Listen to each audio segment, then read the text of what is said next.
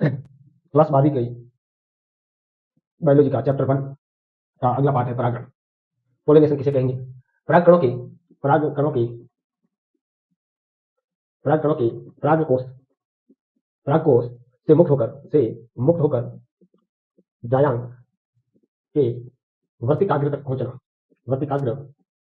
तक पहुंचने की क्रिया परागकण कहलाएगी। परागकोश से मुक्त होकर जायांग के वर्तिकाग्र तक पहुंचने की क्रिया क्या कहलाएगी? पोलिनेशन या परागकण कहलाएगी। ये दो प्रकार के होते हैं, स्वपरागण एवं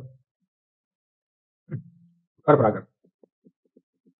देखिए, स्वपरागण में क्या होगा? एक पुष्प के परागकोश का स्थानांतरण, एक पुष्प के परागकणों का स्थानांतरण स्थानांतरण उसी पुष्प के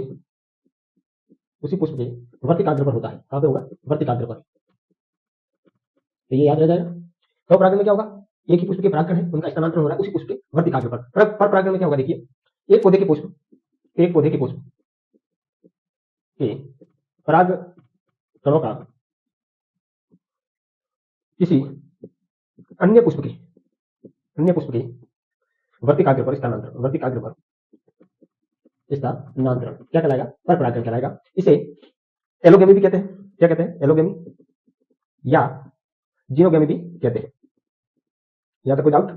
वापस रिपीट करते हैं। परागकण क्या होगा? परागकणों की परागकोश से मुक्त होकर जायांग के वर्तिकाग्र पर पहुंचना क्या कहलाएगा? पोलिनेशन या परागकण कहलाएगा। परागकण दो प्रकार से होता है, स्वपरागण एवं परपरागण। स्वपरागण में क्या होता है?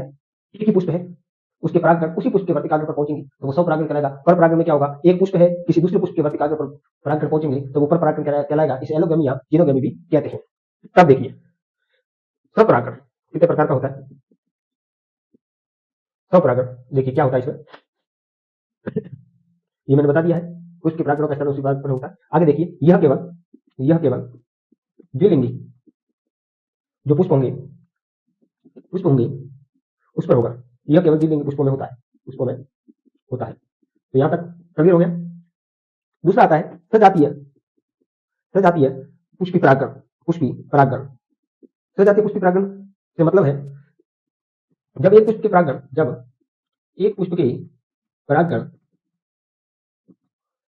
परागकण उसी पौधे में उपस्थित किसी दूसरे पुष्प के वर्तिकाग्र पर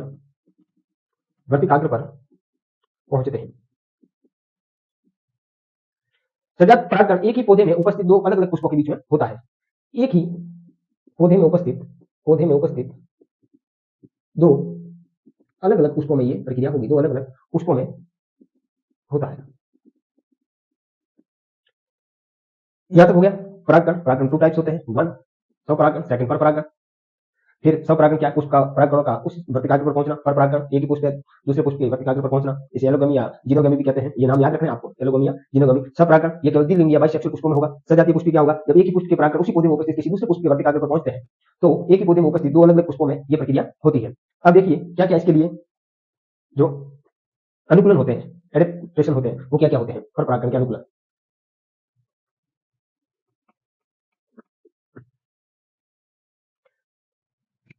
स्वपरागण के हेतु अनुकूलन, स्वपरागण हेतु अनुकूलन, स्वपरागण हेतु अनुकूलन क्या क्या होगा? देखो, adaptation of self pollination, adaptation of self pollination. जिन पादपों में स्वपरागण होता है उसमें कुछ विशेषताएं होती है। नंबर एक क्या विशेषता होगी? उभयलिंगिता या बाइसेक्सुअल। इस प्रकार के पादपों में द्विलिंगी पुष्प होते हैं। किसमें होगा? द्विलिंगी पुष्पों में ये प्रक्रिया होती है।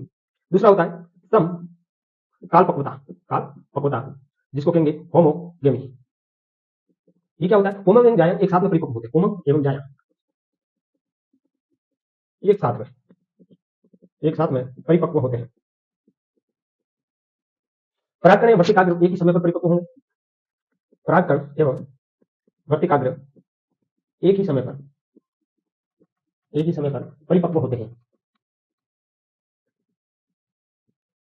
उदाहरण इसके याद रखना है। एग्जाम्पल, गुलबास जिसको मिराबिलिस भी बोला जाता है, मिराबिलिस। और दूसरा उदाहरण है कैथेरंथस, इसको बोला जाएगा सदाबहार। जो क्या दर्शाएंगे, समकालपक्वता दर्शाएंगे। समकालपक्वता क्या होती है, पुंगव एवं जायंग एक साथ में परिपक्व होते हैं, परागकण एवं वर्तिकांग एक ही समय पर परिपक्व होने की पूरी संभावना रहती है। तीसरा आता है अनमूल्यता, जिसको इंग्लिश में बोलेंगे क्लिस्टोगेमी। क्या बोलेंगे, क्लिस्टोगेमी। ये क्या होता है, इस चीज को समझेंगे। कुछ पौधे जो होते हैं ना, उनके पुष्प हमेशा बंद रहेंगे, लेकिन उनमें परागकण तो होगा। तो लिखिए, कुछ पौधों के पुष्प सदैव बंद रहेंगे, सदैव बंद रहते हैं, बंद रहते हैं। ऐसे पुष्पों को क्या कहेंगे, अनमूल्यता पुष्प कहेंगे। ऐसे पौधे, ऐसे पुष्प को क्लिस्टोगेमी कहेंगे, क्लिस्टोगेमी पुष्प कहा जाता है, पुष्प कहा जाता है। ऐसे पुष्प देखिए, अब ऐसे पुष्प मकरंद सुगंध रहित होंगे, रहित होंगे, भाई बंद पड़े तो मकरंद एवं सुगंध रहित होंगे। दूसरा, अनाकर्षक होते हैं, अनाकर्षक होंगे, छोटे होते हैं। इसके एग्जाम्पल याद रखें, अनकोआ, अनकोआ क्या है, क्या है? अनकोआ